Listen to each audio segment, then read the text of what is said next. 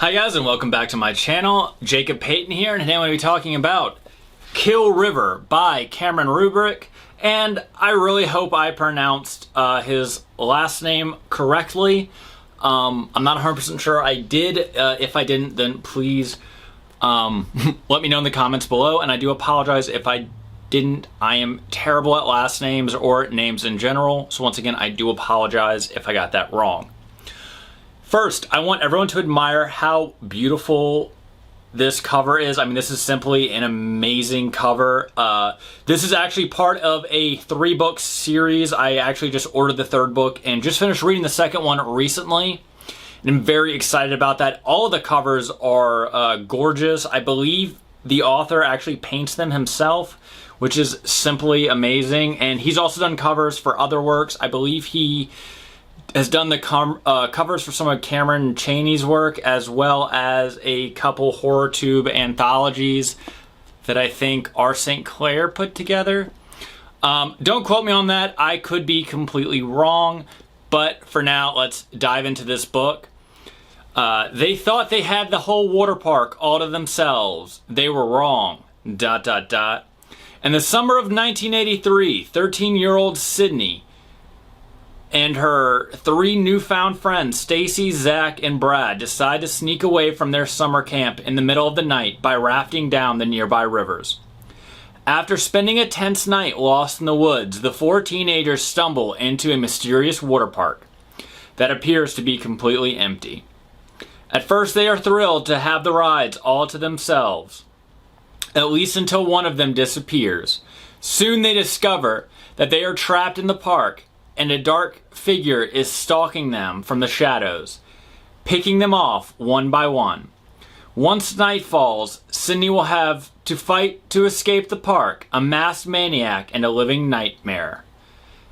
And it says, Kill River is a wild water park ride filled with blood, gore, and 80s nostalgia. Slasher fans rejoice. Old school horror is back. I'm not gonna lie, I absolutely love this book. I wasn't sure that I was going to at first. I didn't mean to move that so fast. I kind of bought it, not gonna lie, because of the cover, and I had seen someone else talk about it. But then when I started reading it, I honestly couldn't stop. I love anything that takes place in a summer camp. Completely, it's a complete nostalgia trip for me. I went to 4-H camp when I was younger, and you know, it reminds me of all the shenanigans that me and my friends that were usually just friends for that 1 week in the summer would get into. Now, none of us got brutally murdered in a water park, but you know, maybe we just got lucky. I also worked briefly as a teenager at an amusement park. It wasn't solely a water park, but it had a water park in it. It was a very small area that was also a water park with slides and wave rivers and, not wave rivers, lazy rivers and wave pools and all that, you know, all the water park goodness. So I completely understand how creepy a amusement park is, especially after dark and you're the only one in it. Now, I was never completely alone after dark in a park, but I was, you know, when you're only one of like 10 people or 12 people that are finishing up a task in an amusement park after dark, especially a park that is used to having thousands of people in it every day, it can be pretty creepy. So I definitely understood the scare factor that was being delivered in this book. I also was able to relate a lot to the character Sydney, who carries a cassette player with her all the time. Her parents actually sent her to summer camp to try to make friends because they were worried that she was too much of a loner and she was basically just listening to music the whole time. I was kind of like that. Not to the point that my parents forcefully sent me to summer camp. I chose to do that.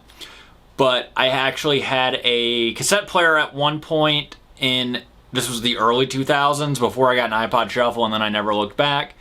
Cassette players were still cool for a hot minute, because I don't know why, but I remember Dollar General sold them. Maybe my town was just really small and weird. I don't really know. I just remember like people had cassette players, CD players, and like very early iPods, and like 05, 06 where I went to when I went to in school. So maybe that was just my town. I don't know, like maybe everyone else's mileage will vary, but that was very relatable to me because I remember always carrying a musical device around with me. Only 1 year of the cassette player though. And then it was the iPod Shuffle, and then it was, you know, if I didn't want to be in a social situation, I would pop my headphones in. And I do remember my parents being kind of like Sydney's parents at time, and they would, you know, accuse me of being introverted or being a loner and that sort of thing, when in reality, I just, you know, it's not cool to introduce your parents to your friends, especially when you're a teenager. So I related to Sydney a lot with that. And I also, like I said, as from being from camp, I understand how almost immediately you can be friends with someone at a summer camp that you might not ever talk to them outside of camp, but while you're in summer camp, it's almost like day one, you're best friends now. And that's very much how it comes across, at least with her and Stacy, who is basically described as everything Sydney isn't in this book. She's outgoing, she's popular. I think it's even talked about that she's rich, or at least comes from some sort of money, or goes to a school that has a little more money.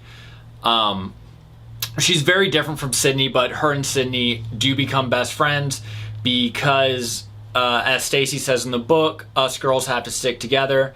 And then there was Zach, and I do believe Brad, and Brad is a little more boisterous and prone to different antics and pranks that get the more quieter, and I think he was described as taller, Zach, in trouble.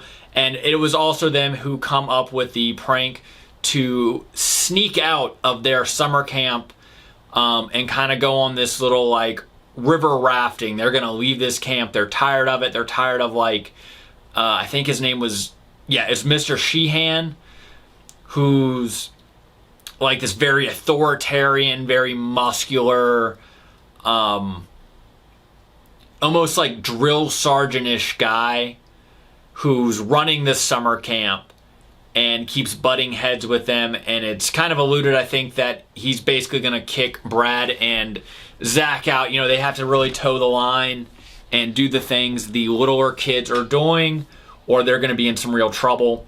So they just decide to leave. And like I said, I went to summer camp. I understand how the shenanigans work. Sneaking out after dark is definitely a very popular shenanigan. I don't care what summer camp you went to. That was always a lot of fun. Once again, we never took anything down a river, though. I lived... the rivers are a little more dangerous where I'm from, and drownings happen often, so none of us were quite that brave. But they do, and they wash up, as luck would have it, at a completely abandoned, brand new water park. Or at least seemingly abandoned. And they do what maybe not sane teenagers would do, but I guess teenagers in the 80s would do, since they couldn't stream slasher movies and didn't know how dangerous this was.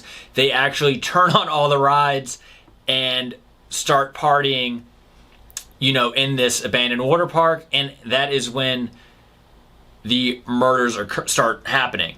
And that's one of the things I really liked about this book. I don't want to spoil it for you. I usually don't get into slasher books, but I thought this was really well done, and it very much felt like you were reading a movie, and definitely one where no one is safe. When you know, when you read about it, and especially when I was reading it, and you know, Sydney's 13 and they're all around that age, I thought this was going to end up being more of a, I don't want to say YA horror because that's pretty branching, but I didn't think it was going to be what it was going to be, as in I kind of thought it was going to be, oh, this is scary, but everyone makes it out okay. And it very much isn't that, which I really liked. So in that way, it very much does feel like a movie. It's Game of Thrones style. No one's safe when the music is on and the killer is out. And that's the other thing I want to talk about is the music.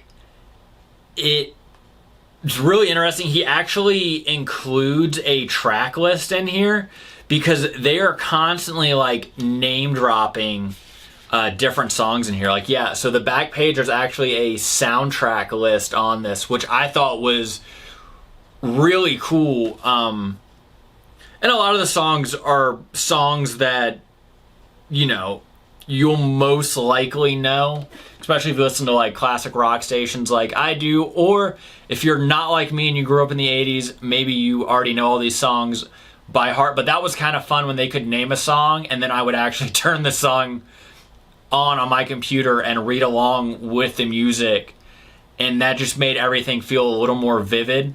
But yeah, overall, I really like this book. I do highly recommend everyone to read Kill River if they like slasher books or even slasher movies. Yeah, this was an awesome book. It looks beautiful. I think he also wrote another series that doesn't take place in a water park, but it takes place in like a putt-putt golf or some type of like golf range. I haven't read that book yet. Once I finish the Kill River series, I will check that out. And I will get back to you guys when I do. But definitely be on the lookout. I will be reviewing the second and third book of the Kill River series soon. But until next time, I'm Jacob Payton. If you liked this video, then please like and subscribe. And if you want to recommend me any other books or have your own take on Kill River and want to talk about it, please comment below. Until next time.